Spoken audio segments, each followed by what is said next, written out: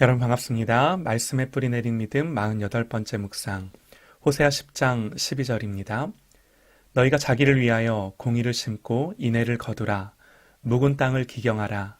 지금이 곧 여호와를 찾을 때니 마침내 여호와께서 오사 공의를 비처럼 너희에게 내리시리라. 아멘. 호세아 선지자가 활동하던 시기는 주전 8세기경입니다.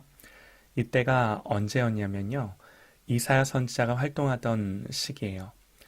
남왕국에서는 이사야 선지자를 통해, 북왕국에서는 호세아 선지자를 통해 하나님 말씀하시는 거죠. 이스라엘의 영적인 부패와 그로 인한 타락은 뻔한 거고요.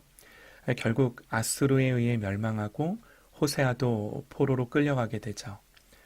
이런 시대 속에 호세아를 통해 선포된 하나님의 메시지입니다. 호세아는 이스라엘의 부패와 타락을 가족이나 자연에서 따온 여러 가지 이미지로 묘사를 하는데요.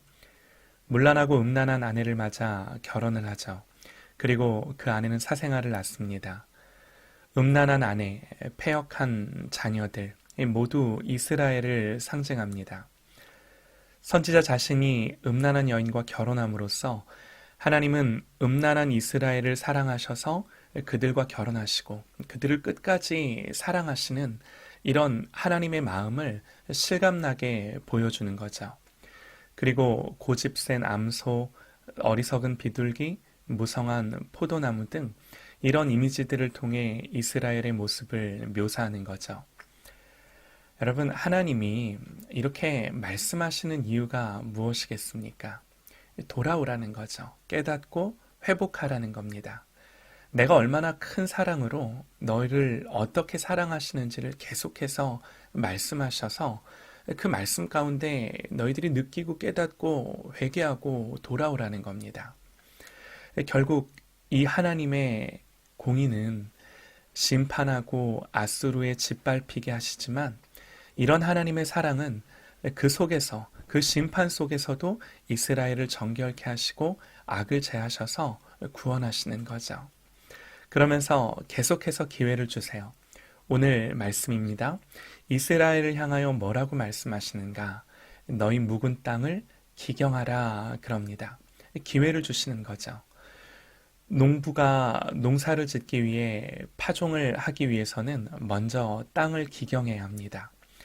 땅을 갈아엎지 않고서는 그러고 파종을 하는 것은 어리석고 헛된 수고일 뿐인 거죠. 예수님은 4가지 밭에 대해 비유를 하셨는데 문제는요. 우리가 묵은 땅이 되어버린 우리의 마음을 어떻게 새롭게 할 수 있는가 하는 거예요. 여기에 대한 답은 하나입니다. 하나님이 은혜를 주셔야 합니다.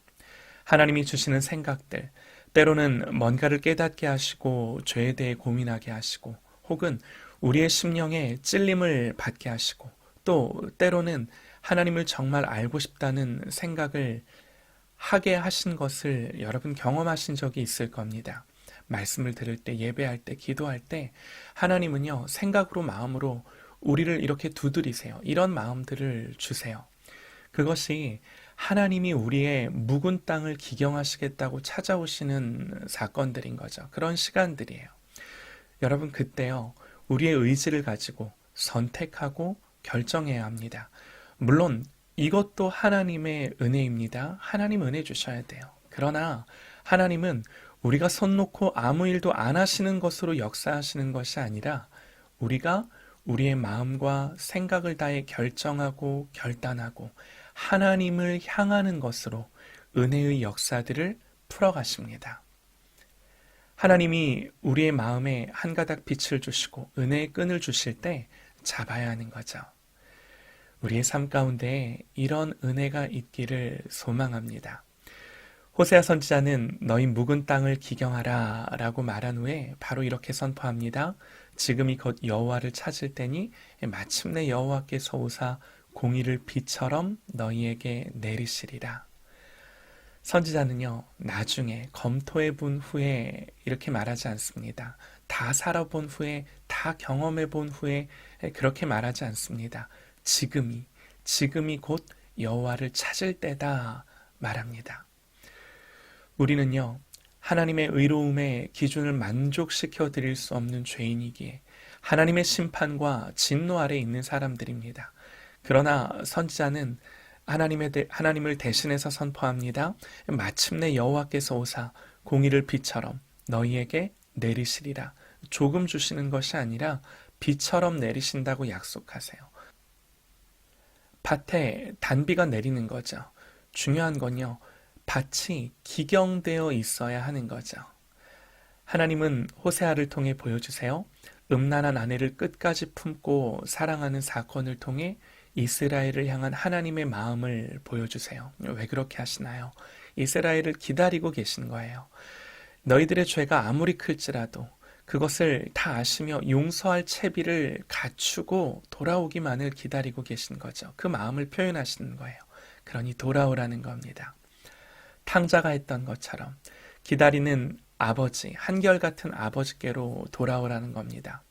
여러분, 우리는요, 언제든 어느 때든 하나님의 자비와 무한한 사랑을 바라보고 저와 여러분을 구원하시기 위해 그 아들을 십자가에 못 박아 죽이실 만큼 우리의 죄를 미워하셨지만 그러나 동시에 그 죄에 대한 진노를 예수님께 부으시고 우리를 구원하신 그 하나님의 사랑. 여러분, 이 하나님의 사랑과 은혜, 구원이 아니면 우리는 소망이 없습니다. 이 은혜가 아니면 하나님의 진노 앞에 심판받아 마땅한 죄인임을 여러분 인정하십시오. 그러면서 우리 예수님을 하나님의 아들이요 죄인을 구원하신 구주라고 고백하며 복음에 제시된 대로 구원을 위해 오직 그리스도를 영접하고 우리 주님만을 의지하고 하나님을 향하십시오. 그리고 겸손히 성령의 은혜를 구하면서 예수님을 따르는 자답게 살기를 원한다고 고백할 수 있기를 간절히 소망합니다. 여러분, 비가 내려도 그 비를 흡수하지 못하는 땅이라면 얼마나 슬픈가요? 사랑하는 여러분, 이 하나님의 놀라운 사랑 앞에 호세아를 통해 주시는 이 하나님의 말씀 앞에 우리가 깨닫고 우리의 마음을 새롭게 하여 하나님께 돌이키는 저와 여러분 되시기를 간절히 소망합니다.